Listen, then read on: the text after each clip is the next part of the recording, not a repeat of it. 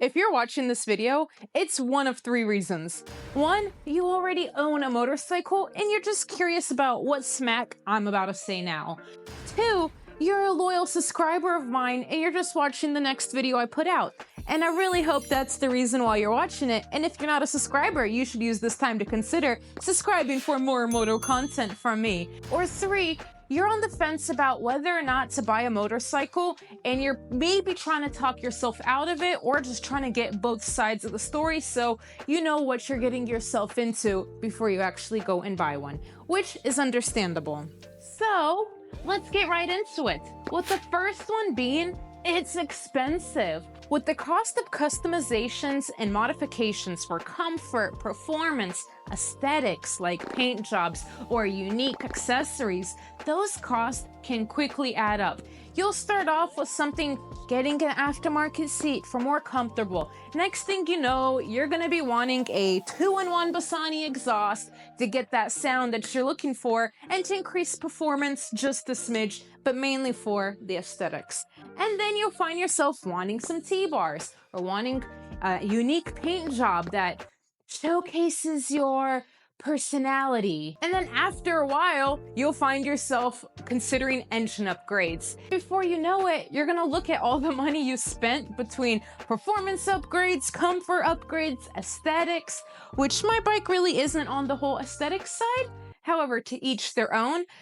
You're gonna realize you spent much more money than you probably expected to in the beginning when you first started your motorcycle journey. Now, contrary to popular belief, maintaining a bike also costs quite a bit of money, from tire changes, oil changes, replacing brake pads, and much more. And then unexpected leaks can definitely pinch your wallet, especially if your bike is out of warranty. Now, it does help if you have the skill or knowledge or the willingness to learn how to maintain your bike from home. That'll definitely save you a penny.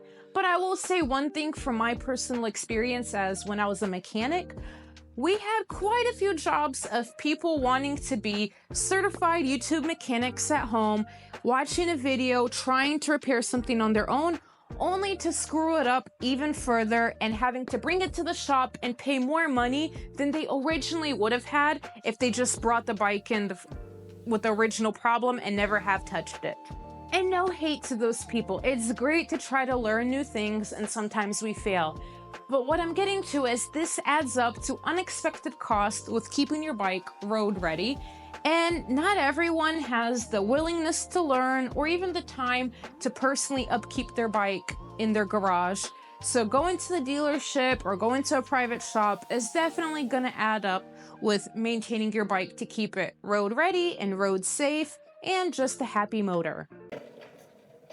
Money aside, the second reason why you shouldn't own a motorcycle is not everybody takes them seriously. It's really common for riders to overestimate their skill set, especially when they first start riding. The thrill that you get from riding a motorcycle can easily overinflate your ego and create the desire to want to show off more. And when you're riding with more experienced riders, it can push you to ride more recklessly or push you to ride faster or aggressively more than you're capable of doing. And this can easily put you in a really dangerous situation. And also, while we're on this topic, a lot of new riders make the mistake of, again, overestimating their skill or their capabilities to learn and want to save, use the excuse of wanting to save money. They go ahead and buy a bike that's bigger than their skill set is capable of controlling, like buying a 1000cc sport bike as their first sport bike. They can justify it as that one day they're going to outgrow a 300, and some people claim to outgrow a 600. Now look, the adrenaline that comes with riding a motorcycle is so addicting. Every rider will tell you this, but you've got to keep this one thing in mind. According to the National Highway Traffic Safety Administration, motorcyclists are almost about 24% more likely to die in a crash compared to cars. And that's something you've got to be aware of and keep in mind when you're out riding, that this risk also comes along with it.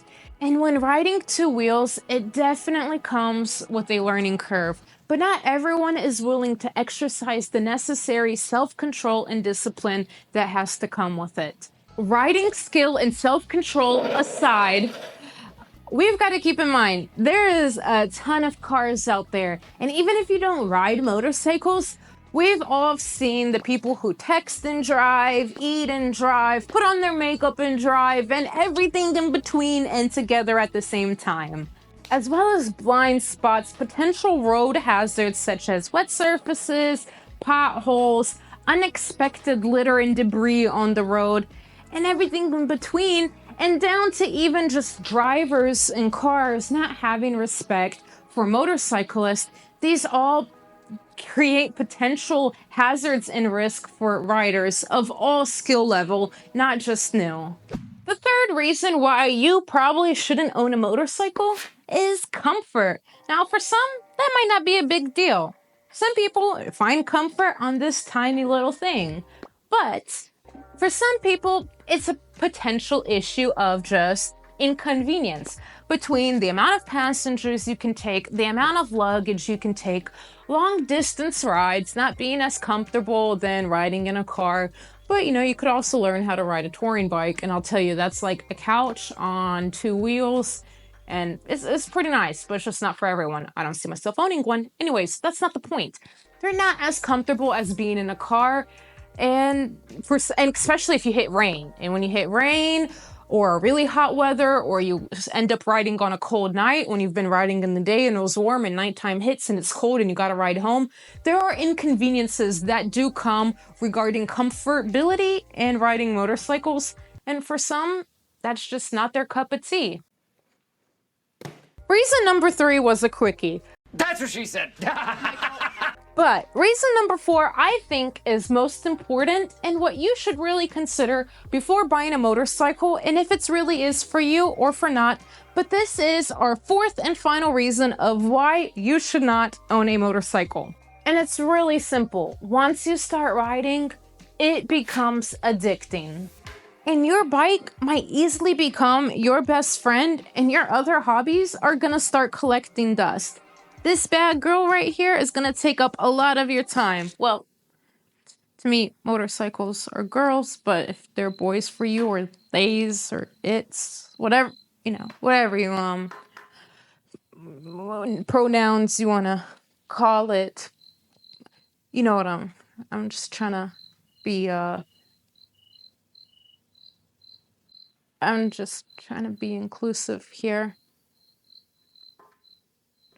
Sooner than later, you'll catch yourself being on bike forums at 2 a.m, watching compilation videos of bikers versus cops, crash compilations, near crash situations, bikers versus Karens, and all that in between. And you're gonna start dreaming about your next trip, your next upgrades, and that it's probably time to do motor upgrades, and maybe you should probably stop going out to eat this week. But what I'm saying is, it just becomes a hobby that a lot of people get passionate about, and it's most likely going to happen to you too, because that's just what happens when you ride motorcycles. And now be prepared that if you have a significant other, that they might get envious a little bit with the amount of time that you're devoting to your newfound best friend.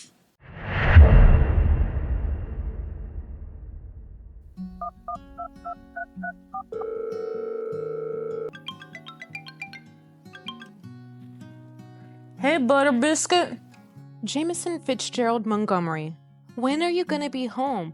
You spend more time with that bike than you do with me. I mean, I offered to teach you how to ride, don't you remember? And you turned it down, my sweet cheek honey cakes. You probably ride that bike to get attention from other chicks.